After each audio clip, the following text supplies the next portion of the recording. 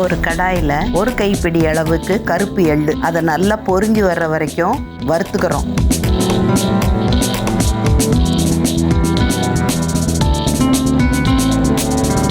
நல்லா ஆறிடுச்சு. ஆறினதை ஒரு மிக்சியில் போட்டு ஒரு கைப்பிடி அளவு சாதம் ஸ்மூத் பேஸ்ட்டாக அரைச்சிடணும். தண்ணி கொஞ்சமாக ஊற்றி அதோட வெல்லம் சேர்த்துக்கணும். நம்ம இனிப்புக்கு தகுந்த அளவுக்கு வெல்லம், கொஞ்சமாக உப்பு எல்லாத்தையும் போட்டுட்டு ஸ்மூத் பேஸ்ட்டாக அரைச்சிடணும். நம்ம குடிக்கிற பதத்துக்கு தேவையான அளவு தண்ணி அதோடு சேர்த்துக்கணும். கட்டி முட்டியமாக இருந்ததுன்னா திருப்பி ஒரு தடவை மிக்சியில் அரைச்சி விடுங்க.